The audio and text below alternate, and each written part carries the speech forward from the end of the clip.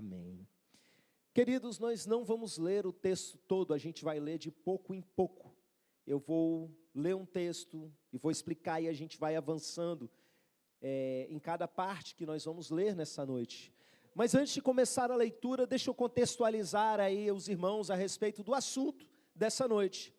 Estamos numa série de mensagens que começamos no domingo passado, chamada Na Trilha do Avivamento. Avivamento é quando o Senhor Deus, Ele derrama da sua presença sobre um determinado povo, às vezes uma cidade, às vezes uma localidade, e coisas extraordinárias começam a acontecer. Ele começa a derramar vida sobre um lugar onde antes havia morte. Às vezes acontecem muitos milagres criativos. Você já ouviu falar de milagre criativo? É quando algo é criado, tipo uma mão cortada cresce. Existem relatos disso, meus irmãos, em histórias de avivamento. Mas o principal milagre é que há um quebrantamento tão grande e muitas pessoas se convertem a Cristo. Às vezes, pessoas que nem acreditavam que Deus existe.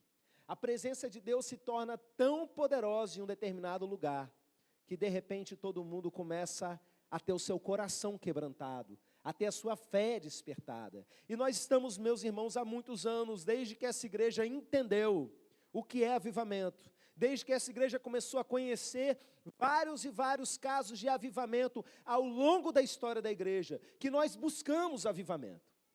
Mas nós entendemos também que, às vezes, na correria do dia a dia, a gente acaba perdendo um pouco o foco, sabe?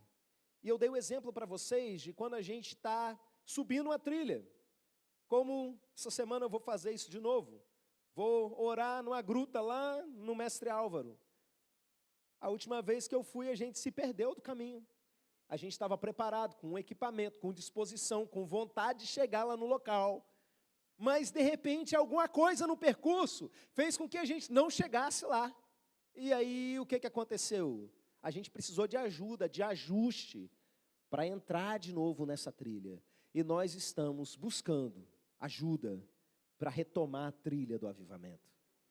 Para que a igreja entre plenamente em avivamento, você precisa estar em avivamento.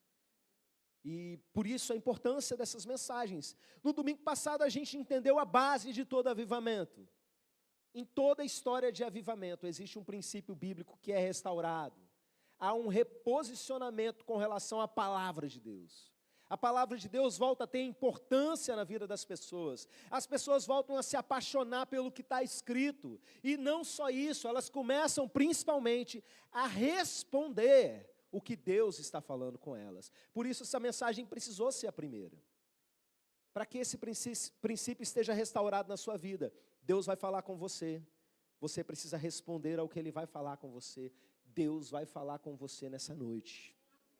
Irmãos, a segunda base para a gente restaurar, retomando a trilha desse avivamento, é uma coisa que eu já preguei várias e várias vezes para os irmãos, que é a nossa vida de oração.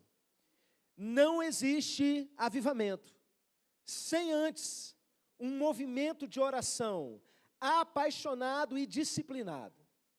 E como eu preguei muitas e muitas vezes aqui, eu não vou aqui recontar todas as histórias de avivamento, mas você pode resgatar algumas dessas mensagens lá no meu canal do YouTube. Sempre o povo voltou-se para a oração. E aí logo depois aconteceu algo. Que lá no livro de Atos, capítulo 2, a gente ouve, de repente veio um vento impetuoso. Para que algo de repente aconteça, antes existe um povo buscando em oração a presença de Deus. Quando você lê, por exemplo, sobre o avivamento da Rua Azusa, tem um livro que conta, que o título dele é justamente esse, O Avivamento na Rua Azusa, que eu comecei a ler e nunca que entrava no avivamento, porque os primeiros capítulos longos, é só contando do povo, orando por avivamento, de olho comprido no avivamento que estava acontecendo no país de Gales, recebendo cartas de Evan Roberts lá, e sabendo do que estava acontecendo, e eles de igreja em igreja, clamando ao Senhor por avivamento.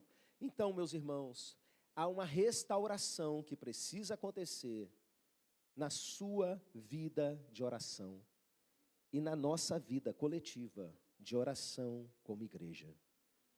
não vai vir avivamento se isso primeiro não for restaurado. A vida de Deus não será derramada sobre você da maneira que nós buscamos em grande expressão de poder, se primeiro a sua vida de oração, ela não for restaurada. E por isso nós vamos ler primeiramente o verso 1 de Isaías 59. Diz assim a palavra do Senhor: eis que a mão do Senhor não está encolhida, para que não possa salvar, nem surdo o seu ouvido, para não poder ouvir. Amém. Você já precisou de uma mão de alguém? Eu falo assim, literalmente, porque a gente usa essa expressão, não é? Estou precisando de uma mão aqui, me ajuda. E às vezes é num sentido simbólico, nem é mão que você precisa, às vezes é uns 50 reais para resolver alguma coisa, né? E a gente no Brasil usa essa expressão. Mas eu estou falando o seguinte, você já teve uma situação em que você precisava que alguém estendesse a sua mão e te puxasse. Eu já tive em duas dessas situações, e eu estava na primeira num tipo de precipício assim, e eu não tinha como nem ir para frente, nem para trás, porque eu já tinha derrubado tudo que poderia segurar. E o irmão, na época, não estendeu a mão não, jogou uma corda e resolveu o meu problema. Mas eu me lembro muito claramente de uma vez, que eu estava num lugar muito alto, e eu travei, eu não conseguia terminar de subir, e também não dava para descer. E um irmão foi lá e fez assim, estendeu a mão para mim. Eu peguei na mão dele e ele me puxou para cima. Você já viveu essa experiência? Ele chega lá, passou, né? Alívio. Agora imagina uma situação em que eu estivesse ali e de repente o cara fizesse assim, na hora que eu estendi a mão, ele, não. Se vira, tem mais ninguém, é só a gente ali. Que tipo de amigo seria esse, né? Não é amigo, é um pilantra, é um traiçoeiro. Presta atenção, Deus não é essa pessoa. Deus é aquele que esse texto está dizendo que a mão dele não está encolhida, que ele estende a sua mão sim, para te ajudar. É só, segura na mão de Deus e vai. E aí a segunda parte diz que ele não está surdo. Deus está ouvindo, meus irmãos, cada oração que você faz está sendo escutada pelo Senhor. Deus é tão gracioso nessa questão, que não só Ele escuta o que você diz, mas Ele escuta até os seus pensamentos. Sabe aquela oração que você faz que ninguém sabe, só na sua mente? Graças a Deus, Satanás e seus demônios não podem ler o seu pensamento. Eles podem supor muita coisa, mas Deus sabe o que está no fundo do seu coração. Ele ouve até aquela oração que você faz dormindo. Quem já orou no meio de um sonho? Teve um pesadelo e começou a clamar, meu Deus, tem misericórdia. Até essas, Deus escuta. A Bíblia diz para a gente, lá em Efésios 3:20, que Ele é poderoso para fazer muito mais abundantemente além do que tudo que nós pedimos ou pensamos, meus irmãos. Tem coisa que não deu nem tempo da gente pensar e Deus já fez. E nessa hora, pensando a respeito de tudo isso, talvez alguns se perguntem, tá, beleza, mas por que Ele não está me atendendo? Por que tem coisa que a gente pede para Deus e simplesmente a gente não tem a resposta? Existem alguns motivos para isso. E eu quero deixar claro que isso precisa ser exceção na vida da gente, não a regra. E a gente trata mais demoradamente sobre esse tema no curso de intercessão, que você encontra também lá no meu canal no YouTube. Aproveita, dá uma curtidinha e se inscreva no canal, né? Brincadeira, não é para marketing, mas para edificar a sua vida. A gente ministrou um curso onde a gente se debruçou sobre esse assunto da oração, porque é importante demais que você tenha suas orações respondidas. Jesus disse assim, a alegria de vocês ainda não é completa. Orem no meu nome e vocês vão receber, e a alegria de vocês vai ser completa. Deus quer você mais alegre do que você está, e o caminho para você estar alegre é tendo orações respondidas. Então você precisa entender o que está acontecendo, para que você resolva e tenha uma vida de orações respondidas. Entretanto, meus irmãos, esse texto vai mostrar uma situação específica, onde Deus não vai atender a sua oração. Isso precisa ser respondido aqui nessa noite. E tem coisa que você vai precisar entender, questionar a Deus se essa é a situação, e se Deus falar que é, você precisa resolver isso. E graças a Deus que esse texto, a partir de agora, ele vai mostrar o problema, e no final do texto ele vai dar a solução. Então vamos lá. O segundo versículo, ele começa com uma interjeição.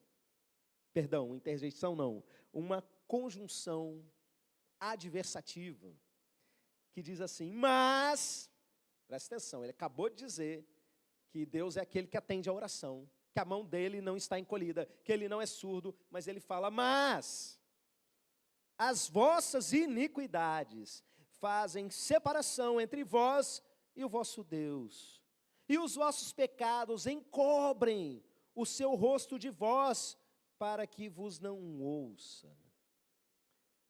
Irmãos, aqui nós temos um problema muito claro, sabe? Porque não é que Deus encolheu a mão, ou que ele ficou surdo de repente. Mas nós, no nosso pecado, na nossa iniquidade, nós nos colocamos numa situação de distanciamento da presença de Deus. É a gente que vira e se esconde, como se estivesse debaixo de um guarda-chuva.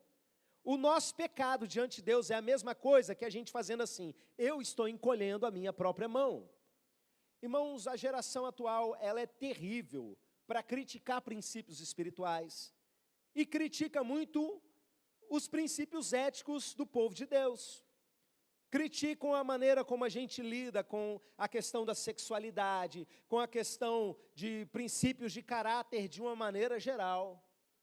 Mas a gente precisa entender, meus irmãos, quem é essa geração que nasceu ontem para dizer que entende alguma coisa de qualquer coisa. Existem leis no mundo espiritual, meus irmãos, e o mundo funciona debaixo dessas leis. Eu sempre digo isso e sempre vou repetir. É como as leis da física. Você não pode chegar e dizer: eu não concordo com o segundo princípio da termodinâmica, eu não concordo com a lei da gravidade, e viver de qualquer jeito. Eu não concordo, não, vou botar a mão na panela quente. Você vai se arrebentar. E da mesma maneira existem princípios no mundo espiritual. E esses princípios, eles não podem ser quebrados, eles é que quebram você, quando você desobedece. Então aqui a gente vê que existem pecados e existem iniquidades que fazem com que a gente não tenha acesso a esse braço estendido do nosso Senhor. Qual é a diferença de pecado para iniquidade? Porque aqui ele coloca dessa forma, né, como sendo duas coisas. São palavras que querem dizer mais ou menos a mesma coisa, e às vezes na Bíblia uma é trocada pela outra, mas a iniquidade, ela está num nível além do pecado. Entenda, o pecado é um ato em si, a iniquidade é quando você normaliza esse ato. É quando se torna tão normal na sua vida, que é algo tão corriqueiro que você nem trata mais como sendo uma coisa errada.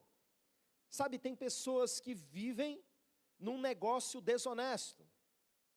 Por exemplo, é um vendedor e para fechar a venda ele mente. Geralmente, faz parte da rotina dele. E isso para ele é tão natural que ele ainda é capaz de orar e pedir para Deus abençoar a venda. Faz ele acreditar na minha história, faz colar. Porque virou algo tão natural, sabe? O cara está lá dirigindo um carro que não devia estar no trânsito, 100% irregular, um perigo para ele, um perigo para os outros, mas ele vê a blitz: meu Deus, não deixa eu ser pega. É o jovem que está ali em plena fornicação, fazendo coisas que devia fazer só com a própria esposa, só com o próprio marido. Está errado. Mas ele vira e fala: Deus, não me deixa engravidar agora não. É desse jeito. Por quê? Porque não é simplesmente o ato em si do pecado, mas é a iniquidade. Virou normal. E virou normal por quê? Porque o mundo hoje diz que é normal e você vai convivendo com isso. E a sociedade normalizou a tal ponto que se tornou uma iniquidade. Existem alguns pecados que foram transformados, elevados à iniquidade na nossa geração. E pregar sobre eles, dependendo da maneira que você fala, você pode até ser preso. Mas no mundo espiritual, meus irmãos, isso continua sendo um guarda-chuva para a gente se esconder diante de Deus. O texto, a partir do verso 3, eu não vou ler ele todo, a gente vai avançar depois mais para frente, mas eu quero exemplificar para vocês, porque o profeta Isaías começa a fazer uma lista de uma porção de coisas que estavam acontecendo naquela época, e que é muito a nossa cara, geração atual no Brasil. A primeira coisa que eu quero dizer é que era um povo cheio de violência, com mãos sujas de sangue, com pés que são rápidos para derramar sangue. E meus irmãos, tem muita gente que normalizou isso nas suas vidas, e acham a coisa mais normal do mundo, desejar violência para o seu próximo. Sabe? Bandido bom é bandido morto, muitos dizem isso, mas para Jesus é o bandido salvo, arrependido, restaurado, que creu nele, que teve a sua vida transformada. Mas algumas pessoas, quando falam de certas violências, o olho chega a brilhar assim, igual um vampiro vendo sangue, sabe? E se diz de Cristo. No Brasil acontece um fenômeno muito doido, meus irmãos. Existem algumas regiões, sobretudo lá no Rio de Janeiro, que existe facção criminosa gospel. Como dizem, o Brasil não é para amadores. Eles botam bandeiras com símbolos evangélicos, com símbolos religiosos. Tem um grupo que bota a bandeira de Israel, sabe? Eles botam fogo nos templos das outras religiões, como se a deles fosse o evangelho, né? Eles pensam que são, e fazem cultos e pedem oração para que Deus os prospere na sua matança, no seu derramamento de sangue, para que eu vá para o confronto com a outra facção e sobreviva. Pastor, ora aqui por mim. Na cara de pau, para eles, de boa, normal. Meus irmãos, não tem coisa mais nojenta diante de Deus. Deve ter, mas assim, uma das coisas mais abomináveis, você pode ter certeza, é o tal do tráfico de drogas, porque mexe com uma coisa que é sagrado para Deus, que é a família. Irmãos, pensa numa coisa que destrói família. Eu, como pastor, falo isso assim com categoria. Alguém que aconselha muitas famílias, que atende muitas famílias, como tem gente se perdendo em drogas, como tem gente perdendo os filhos para a criminalidade, crianças sendo corrompidas em bocas de fumo, sendo levadas para a maldade, meus irmãos, e as pessoas vão se entregando a isso, violência, derramamento de sangue. Deus não tem como ter parte nisso. Ponto final. O que mexeu com violência, com derramamento de sangue, não adianta você vir pedir proteção para Deus, porque você está servindo ao outro lado. E às vezes os dois lados que estão brigando, acho que estão brigando entre si, estão do mesmo lado, o lado das trevas. E o nível de violência que o texto descreve para a gente, não é só aquele do derramamento de sangue. Existem outros níveis de violência no nosso dia a dia. Existem casas, por exemplo, que vivem uma violência constante, às vezes, vias de fato, o marido batendo na mulher, a mulher batendo nos filhos, mas existe um nível de violência que tem a ver com a maldade das palavras, um tipo de violência que é psicológica, um tipo de violência verbal, um tipo de violência que envolve manipulação, sabe? O texto vai usar para a gente uma figura muito rica de significado com relação a isso. Ele diz assim: essas pessoas são como a aranha tecendo a sua teia, e como aqueles que chocam ovos de áspides, ou seja, de serpentes venenosas. O veneno tem a ver com aquilo que você usa para manipular as pessoas, e tem gente que é mestre na arte da manipulação. Tem gente que você bate o olho e fala, essa pessoa é calminha, mas quando ela abre a boca, é capaz de destruir a outra por dentro, por meio das suas palavras, não é capaz de reconhecer e pedir perdão. Irmãos, existe uma palavra no Novo Testamento, que é o apóstolo Pedro que vai dizer para a gente, que o marido na família, ele tem as orações dele impedidas diante de Deus. Quando ele não trata a sua esposa com dignidade, ou seja, com honra e com entendimento. E como a gente percebe por outros textos da Bíblia, inclusive nesse, não é algo exclusivo do marido. Se há um tipo de iniquidade no casamento, seja no tratamento do homem, seja no tratamento da mulher, as suas orações, elas não vão ser atendidas. A mão do Senhor não está encolhida, mas você está com a sua encolhida por causa da sua iniquidade. E o pior disso tudo, sabe o que é? É que normalmente você não sabe que é assim. A sua mente se habituou tanto a arrumar desculpa, que você consegue convencer a sua própria consciência. Sabe quem é a pessoa que vai poder dizer para você se você é alguém violento, se você é alguém que trata o outro sem entendimento? Marido, é a sua esposa, só ela que vai poder dizer isso para você. E mulher, é só o seu marido que vai poder dizer isso para você. E vocês precisam ter essa conversa. E como eu acho um pouquinho difícil que se tenha, você que está com a sua esposa aí nesse momento, com o seu marido, troque olhares por uns instantes. Só olhar. E a pergunta é, responde para mim depois, se eu tenho sido essa pessoa que precisa ser ajustada para que as minhas orações sejam respondidas pelo Senhor.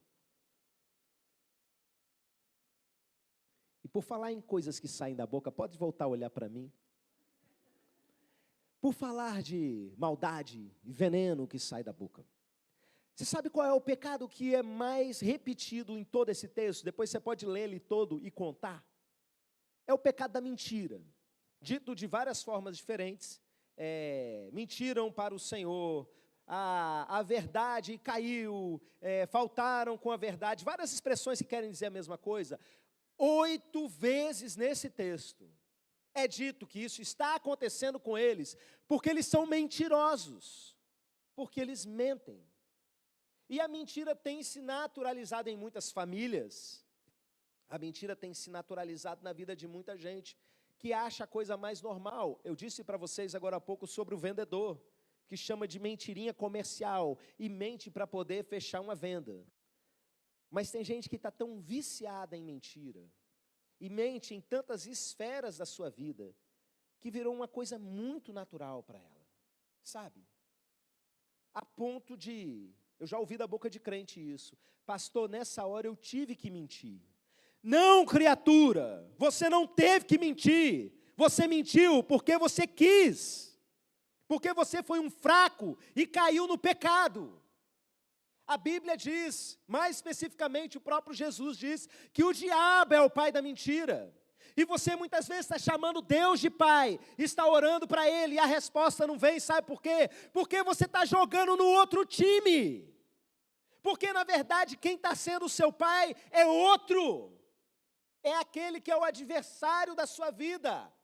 Algumas pessoas são tão boas em mentir, que chegam a mentir para si mesmo, dizendo, eu não sou essa pessoa, pastor.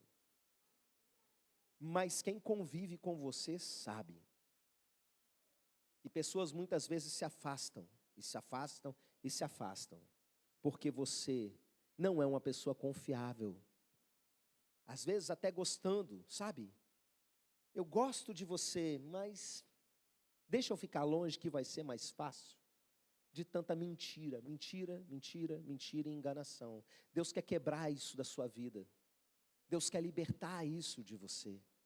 Existem vários outros pecados que o texto trata, eu não vou aqui falar de todos, meus irmãos, apenas uma breve referência para você se lembrar e meditar.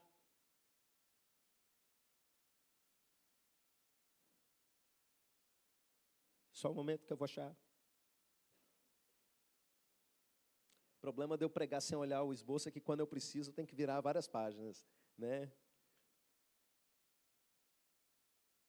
Ninguém clama por justiça. Pensamentos de iniquidade, ou seja, algo que às vezes nem chegou a ser feito, mas está lá. E fizeram caminhos tortuosos. São pecados que são ali expostos nesse texto. Às vezes a vida da pessoa está toda torta, por culpa dela. Deus não quis uma vida torta para ela, mas ela planejou o caminho errado. Ela escolheu ir por essa trajetória, entendeu? E esse caminho tortuoso não vai permitir que ela siga em frente. O texto vai usar uma outra expressão interessante, que é a seguinte: essas pessoas são como cegas, andando por aí tateando, sabe? Tateando pelos muros, rua fora. Imagina se você ficasse cego e tivesse que voltar para sua casa, todo mundo aqui, né? Sem enxergar, sem ajuda de ninguém. Espiritualmente, a vida de algumas pessoas está assim. Está tateando, não sabe para onde vai, está perdido. Mas esse não é o plano do Senhor. E aí vem a resposta, que é o verso de número 16. Viu que não havia ajudador algum, e maravilhou-se de que não houvesse um intercessor, pelo que o seu próprio braço lhe trouxe a salvação, e a sua própria justiça o susteve. Vestiu-se de justiça como de uma couraça, e pôs o capacete da salvação na cabeça, pôs sobre si a vestidura da vingança, e se cobriu de zelo como de um manto. Segundo as obras deles, assim retribuirá furor aos seus adversários e o devido aos seus inimigos. As terras do mar dar-lhes-á a paga. Temerão, pois, o nome do Senhor desde o poente, e a sua glória desde o nascente do sol, pois virá como torrente impetuosa, impelida pelo Espírito do Senhor. Presta muita atenção agora nesse verso 20. Virá o Redentor a Sião, e aos de Jacó que se converterem, diz o Senhor. Quanto a mim, esta é a minha aliança com eles, diz o Espírito do Senhor, o meu Espírito que está sobre ti, e as minhas palavras que pus na sua boca, não se apartarão dela, nem da de teus filhos, nem dos filhos de teus filhos, não se apartarão desde agora e para todo sempre, diz o Senhor. Amém. Irmãos, o verso 16 mostra que Deus olhou procurando um intercessor. Em vários textos da Bíblia a gente vê que o Senhor, Ele procura por intercessores. São dois tipos de pessoas que Deus procura, e normalmente essas pessoas são as mesmas. Ele procura por adoradores e Ele procura por intercessores. Intercessor é aquele que ora em favor de alguém. Em Ezequiel, por exemplo, o Senhor diz que quando Ele foi destruir a cidade, Ele procurou para ver se tinha alguém se colocando na brecha, intercedendo em favor do povo, para que o povo não fosse destruído. Mas a ninguém Ele achou. O tempo todo o Senhor está procurando por intercessores. E nesse texto especificamente, nós vemos uma notícia muito boa. Que ao olhar para a situação em que o povo se encontrava, Ele mesmo resolveu tomar uma atitude. E já que o próprio povo estava ali se escondendo dele, e Ele não podia ajudá-los, o texto diz que Ele se vestiu para a guerra, botou uma couraça da justiça, botou um capacete da salvação. Quem já viu isso em outro texto da Bíblia? Né? O apóstolo Paulo, em Efésios 6, a partir do capítulo 6, né, a partir do verso 10 em diante, ali de Efésios, ele vai falar a respeito dessa armadura de Deus, que inclusive ele fala que nós devemos vestir essa armadura na batalha espiritual contra seres espirituais. Mas aqui está dizendo que o próprio Deus vestiu a armadura, ou seja, é a armadura de Deus nesse sentido. Ele estava se vestindo para a guerra, mas que guerra é essa, meus irmãos? A guerra começou, a morte enfrentou, todo o poder das trevas vencido foi. A terra estremeceu, sepulcro se abriu, e nada vencerá seu grande amor. Esse texto está falando que Ele mandou Jesus. Aliás, essa reta final de Isaías está cheia de profecias messiânicas. A gente leu ali no verso 20 que o Redentor, Ele foi enviado, Ele seria enviado. E que existe um povo que iria se converter a Ele. Então entenda, meus irmãos, nós não damos conta de vencer o nosso pecado, nós não damos conta de vencer a nossa iniquidade sozinhos.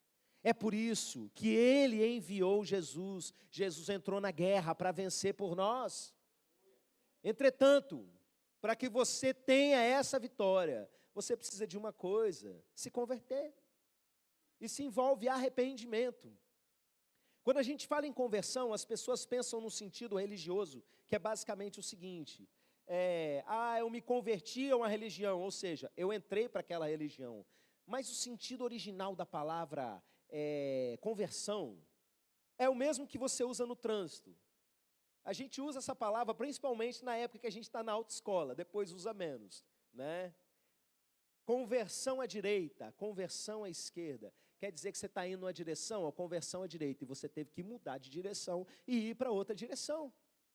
E o arrependimento tem a ver com isso, meus irmãos. Quando Deus espera que a gente se converta, é justamente isso. Olha, eu tinha um caminho de mentira, numa estrada tortuosa, distante de Deus, mas a partir desse momento que Deus falou comigo, eu vou me converter, eu vou virar para o lado e não quero mais saber de mentira na minha boca. Eu vou ser rigoroso comigo mesmo, eu não aceito isso. Sabe o que Deus faz com isso? Ele derrama sobre você. Foi dito aqui da aliança sobre o Espírito Santo. O Espírito Santo te dá poder para vencer o pecado. E a partir do momento que você começa a tratar o pecado e a iniquidade na sua vida com seriedade, sem ficar se justificando, sabe? Entendendo, eu sou esse lixo aqui mesmo, e a partir de hoje eu vou mudar. Eu preciso da misericórdia de Deus para isso. Eu estou me convertendo em outra direção. Você sabe o que Deus faz? Ele está ali com a mão. Agora você começa a alcançar a mão. Ele não está surdo, mas agora você consegue falar sem estar escondido. E as suas orações começam a ser ouvidas. Por quê? Porque para esses que se converteram, o texto diz para a gente, há uma aliança sobre eles. Quem aqui está debaixo de uma aliança? Eu entendi essa aliança muito cedo na minha vida. Graças a Deus não é uma coisa difícil de se entender, sabe? E pessoas vão entender aqui nessa noite. Eu era bem novinho, 4 anos de idade. A minha mãe estava pregando num culto de crianças, como aquele que está acontecendo lá atrás. E ela numa linguagem para criança. Eu nem sabia ler. Eu não sabia ler a Bíblia, nem tinha Bíblia naquela época. E o livro que ela usou era aquele livro sem palavras. E cada página era uma cor. Só para explicar o conceito. Criatura, você tem pecado na sua vida. Você precisa se arrepender para nascer de novo. Creia que Jesus é poderoso para fazer de você uma nova pessoa. Não quer dizer que você vai virar santo de uma hora para outra, mas a partir do momento que você recebe a Cristo como seu Senhor, algo muda no mundo espiritual. Você passa a estar debaixo de uma aliança, e nada pode mudar isso na sua vida. Isso é muito poderoso. Ainda que você caia no pecado, e por um tempo até tente dar uma ciscada lá fora, ninguém vai arrebatar você das mãos do Senhor. Que alegria é isso. E aí o que a gente faz? Deus vai santificando a gente, sabe? A gente que entendeu que tem um Senhor sobre nós, não dá para a gente fazer assim, vou planejar pecar agora, vou decidir, vou estabelecer, vou fazer dessa forma e vou lá para o pecado. Normalmente essas pessoas ainda não entenderam a aliança. Como é que alguém que tem uma aliança com Jesus se comporta? Meu Deus, caí em pecado. Meu Deus, contei uma mentira. Meu Deus, eu fui violento nas minhas ações ou nas minhas palavras. Eu preciso agora me arrepender.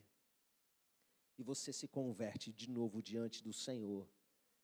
Toda a sua vida é um processo de o tempo todo ir se santificando e virando volante na direção do caminho que Deus te dá. O que Deus está fazendo com você aqui nessa noite é dizendo o seguinte: a minha mão está aqui para te puxar. Não importa a enrascada que você se meteu, mas para de se esconder de mim. Vocês estão pedindo avivamento, mas antes de ter avivamento, precisa ter arrependimento, reposicionamento, acerto com relação àquilo que você já sabe que está errado. Você já ouviu que não pode ter uma vida desse jeito? Então vem cá, se acerta. E agora você vem e pede avivamento, que eu vou derramar vida, e muita vida, e vida em abundância, não só sobre a sua vida, mas sobre todo o território, como vocês estão pedindo. Mas primeiro, para que esse posicionamento de oração seja estabelecido, você precisa se acertar com Ele. Eu quero convidar você a se colocar de pé nesse momento. E que você tenha um tempo de oração, de acerto de contas. Talvez você tenha sido levado para a igreja muitas vezes. Talvez você tenha vindo aqui por insistência de alguém. Não se engane, não foi essa pessoa. É Deus, nas suas cordas de amor, usando um, usando o outro, usando até um cachorro no meio da rua, para fazer você se lembrar: vem me buscar, vem, eu estou aqui com a mão estendida para você, para de fugir de mim. Deus falou com você, é tempo de você acertar a sua vida. Eu não gosto muito de fazer apelo, meus irmãos, embora eu faça, porque eu sinto que o Espírito me direciona nesse momento. O que é apelo? É chamar quem está tomando alguma decisão à frente para a gente orar para as pessoas. Eu sei que algumas pessoas têm dificuldade porque vêm como uma exposição, estão aprisionadas numa teia de uma série de problemas, às vezes emocionais, e não querem se expor dessa maneira. Mas eu aprendi uma coisa a respeito do apelo, que muitas vezes aquele que não tem nem coragem de se expor e dizer: eu estou aqui tomando uma decisão nessa noite, eu quero receber a Cristo como meu Salvador, dificilmente vai se posicionar lá fora, diante de um emprego desonesto, diante de um relacionamento desonesto, às vezes até abusivo, por parte de um ou por parte de outro. Não vão querer realmente virar o volante. Então aqui é você virar o volante, mas primeiro ligar a chave, amém? Antes de eu chamar você aqui à frente, eu quero que você se acerte com Deus. Tome uma decisão diante do Senhor e peça a Ele a força que você precisa para acertar a sua vida na presença dEle. Feche os seus olhos e comece a orar.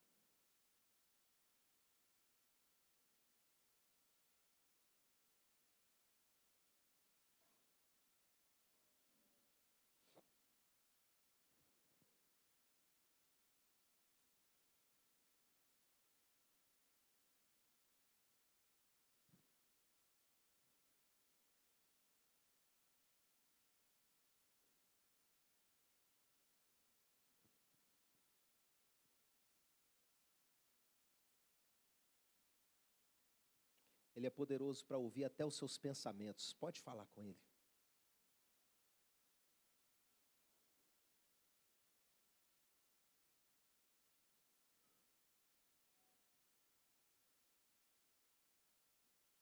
Essa é uma noite de conserto. Essa é uma noite de ajuste. Essa é uma noite de estabelecimento de um novo tempo de oração, de orações respondidas. Mas, sobretudo, é uma noite de salvação. Pai querido, eu quero orar nesse momento por cada pessoa que está aí falando com o Senhor. Meu Deus, eu oro de uma maneira geral pela vida de oração dessa igreja. Que o Senhor venha a restaurar muralhas de oração que foram derrubadas, salas de oração que foram derrubadas. Eu peço ao Senhor que elas sejam edificadas nos próximos dias, meu Pai. Eu oro pelos altares de oração de cada família, que alguns deles também foram derrubados. Eu clamo nesse momento para que eles sejam edificados. As orações com os filhos, as orações entre o casal, as orações no lugar secreto, meu Pai. Vai restaurando nesse momento. Cada altar que foi danificado, contaminado, muitas vezes derrubado, tenha misericórdia, Senhor. Mas eu oro nesse momento por aqueles que precisam de acerto com o Senhor. E o Senhor falou com eles nessa noite.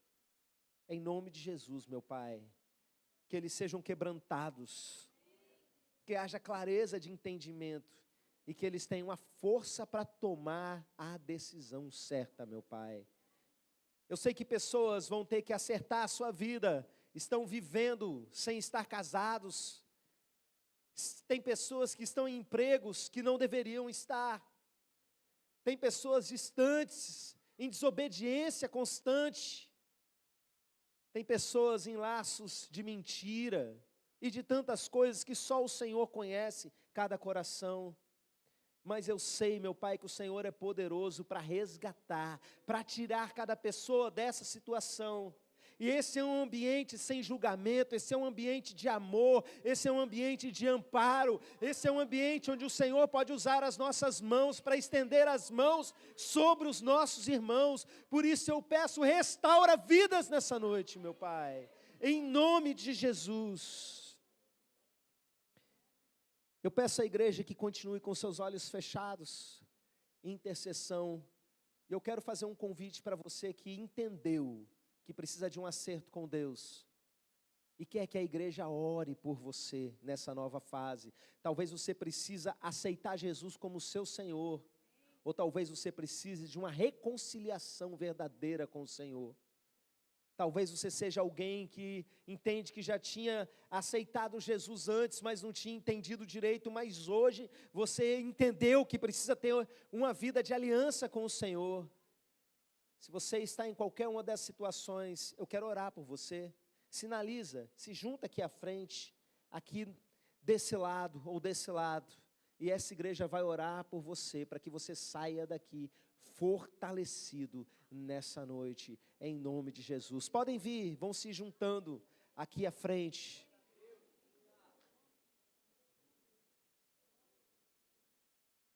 E o abraço do Senhor irá alcançá-los, você vai sair fortalecido, em nome de Jesus. Aproveita esse tempo, porque a mão do Senhor, ela não está encolhida, Ele não é surdo para não ouvir a sua voz, Ele está aqui para te pegar na sua mão. Então segura na mão de Deus, e vem, amém. Quero pedir a um irmão ou uma irmã da igreja que vem cá dar um abraço em nome de Jesus, enquanto nós oramos sobre essas vidas. Abrace cada um e já comece a orar por eles.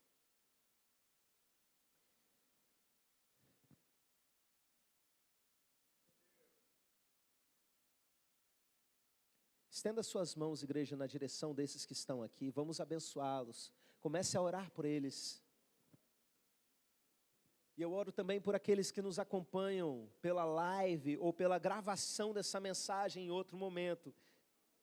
Que essa mensagem também frutifique nesses corações. E que se alguém, atrás de uma tela, está nesse momento se reconciliando com o Senhor, se entregando ao Senhor, eu peço no nome de Jesus, que o Senhor venha fazer uma obra de transformação profunda, que eles sintam, meu Pai, bem como cada um desses que veio à frente nessa noite, meu Deus, que eles entendam, meu Pai, que não foi simplesmente mais um apelo de um culto, mas que o Senhor está ouvindo, que o Senhor está agindo, que o Senhor está manifestando o teu agir na vida deles, e que essa semana as coisas comecem a ser diferentes, que uma nova identidade seja firmada nesses corações, uma identidade de filho amado do Senhor, de filha amada do Senhor, meu Pai, de gente que tem um relacionamento fixo, constante,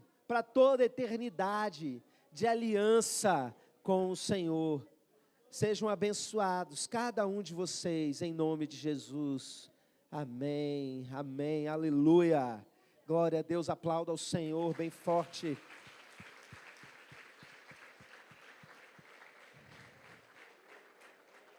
A gente vai para uma segunda oração. Nós estamos na trilha do avivamento.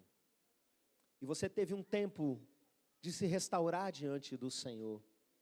Agora nós vamos pedir pela sua vida de oração, amém, pela vida de oração dessa igreja. E queridos, nós não vamos chegar a avivamento nenhum, se algo de muito revolucionário não acontecer na nossa vida de oração. A nossa igreja é uma igreja que ora, e graças a Deus por isso, mas tristemente eu tenho que dizer que nós já oramos mais, nós já fomos mais disciplinados e apaixonados na oração, e alguma coisa aconteceu com você que tirou você desse propósito, e Deus quer restaurar nessa noite. Ele não mandou essa mensagem simplesmente para a parte de quebrantamento de pecado, mas para desafiar você e te lembrar que a mão dele não está encolhida, que você pode clamar e as coisas vão acontecer. Levante as suas mãos bem alto e comece a clamar pela sua vida de oração, pela vida de oração da sua igreja. Sim, meu Deus. Sim, meu Pai. Traga, Senhor, uma restauração, meu Deus. O Senhor procura os intercessores. Onde estão os intercessores?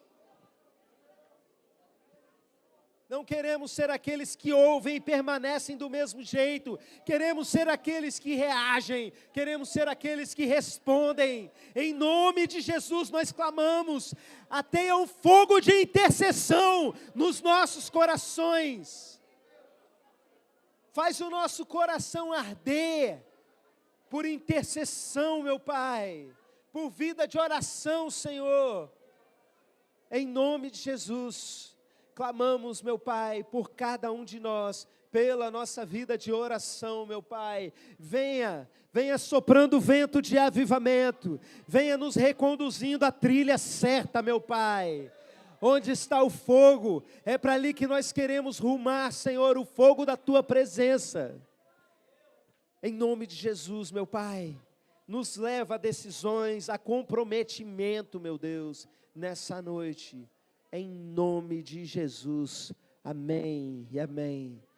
E que a graça e a paz do nosso Senhor e Salvador Jesus Cristo, o amor de Deus Pai e a comunhão com seu Santo Espírito, sejam com cada um de vocês, meus irmãos, e com todo o povo de Deus espalhado pela terra. Amém e amém. Deus abençoe a vida de vocês. Vão em paz.